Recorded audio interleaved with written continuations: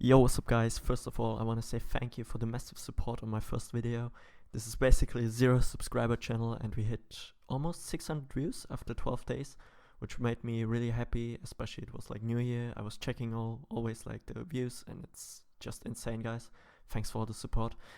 Make sure to subscribe because in the future I'm gonna do probably a Fortnite Minty pickaxe giveaway. So stay tuned for that and let's hop straight into today's topic. Yeah guys, and in today's video I want to talk about how to build a competitive Fortnite setup on a budget. What is kind of the minimum you need to be able to play in those higher elos without a disadvantage. I've made a list with tons of peripherals because we all know there are different kinds of grip styles or preferences when it comes to switches especially and other gaming gear. And I will talk about the benefits and the disadvantages from the products I will show you right now, and give you kind of an all-round idea what you need or what will be the best for you to place well in those tourneys. Yeah, first of all, I would like to talk about keyboards and what kind of keyboards I would definitely recommend you, which I use myself. Then I would like to recommend you some gaming mice. I would like to talk about mousepads and how they affect your playstyle actually, and what are disadvantages from using thicker or thinner mousepads. And in the end I would like to talk about monitors, because we all know those higher refresh rates really help you to hit your shots and win games. Yeah, first things first, let's talk about the keyboards. And as you might have noticed over the last 1 or 2 years when competitive Fortnite actually blew up, there are always 60% keyboards, if you think of a general idea of a Fortnite setup. They're there to save some space on your desk, you have the ability to bend them in preferred directions, and they're really customizable because they're missing the FN keys. So all kinds of PBT keycaps or keycap sets you're gonna buy, you will actually be able to put them on, no matter if you have Khalil, Gatoron or MX switches. Yeah, and since this is a budget video, I firstly want to mention the Royal Clutch 61, which comes with all kinds of switches, micro USB and even Bluetooth for only about $40. This is really a steal, guys. 60% keyboard, fully customizable, $40, best price so far. But on the other hand, I want to mention as well the GK61, the stock version with all kinds of switches, USB Type-C, which is just more up to date, for about $50. But keep in mind there's as well for the same price a hot swappable version, which just seems like a better offer in my opinion, because let's say you get really tired of those clicky, noisy, loud MX Blue switches, so you just pull them out, put some, let's say, red silent switches in there and it will just work fine. And keep in mind, there are already as well optical switches which will also fit in those keyboards, so you can even try out those for the same price. Yeah, obviously you're gonna need to add some extra cash, but in my opinion it's worth it, and those two keyboards are my recommendations for you in this video. So yeah, and since popular streamers and professional players like Ninja and Xtfy have introduced the final mouses into the scene, the whole hype about lightweight mouses started, and from my personal experience and research I can guarantee that when you're switching from even like a not so heavy mouse like the EC2B to a lightweight mouse, you will definitely feel a difference and it will help to improve your aim. And in this video particularly I want to talk about the Model O, the Endgame XM1 and the Xtfy M4. Yeah, and since these mice are not all versatile usable for all kinds of grips, I want to start with the Xtfy M4 RGB gaming mice, which is only usable for a palm grip because of the ergonomic shape.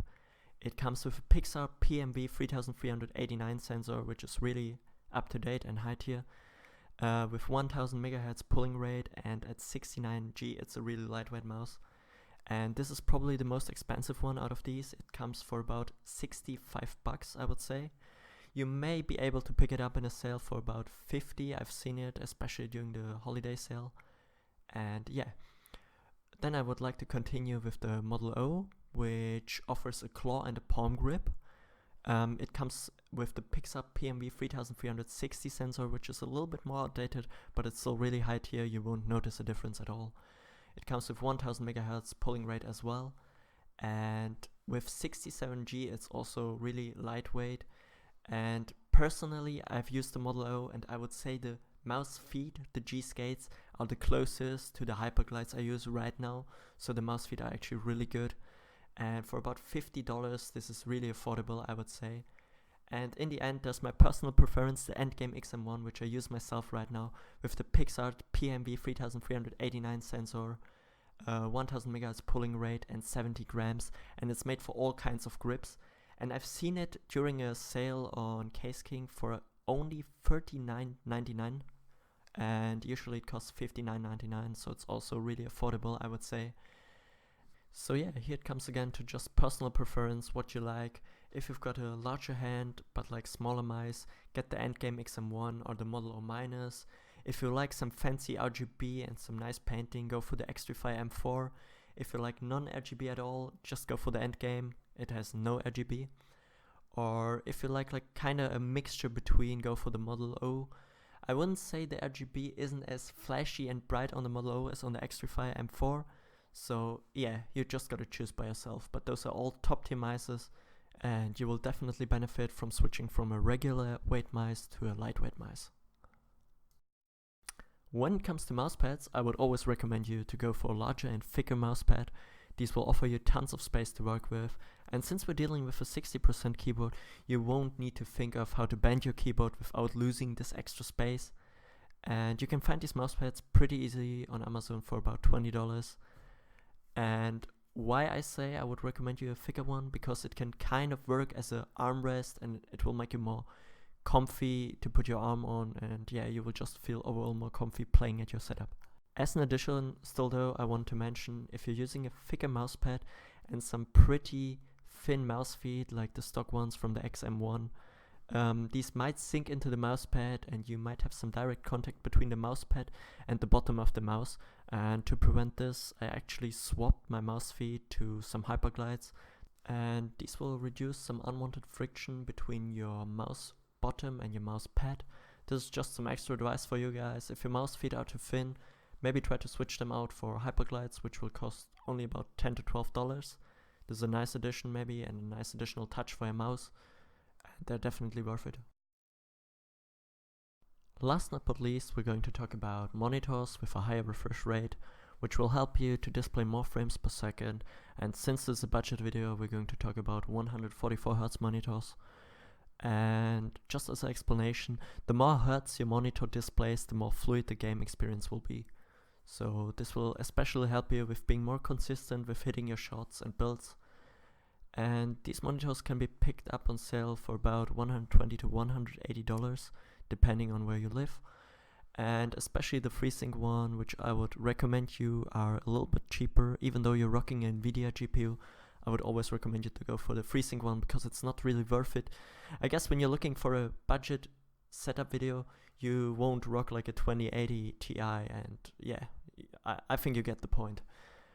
But I would always recommend you to go for one with a display port for sure, because newer GPUs don't have a DVI port, and DVI ports were kind of the standard for budget 144Hz monitors.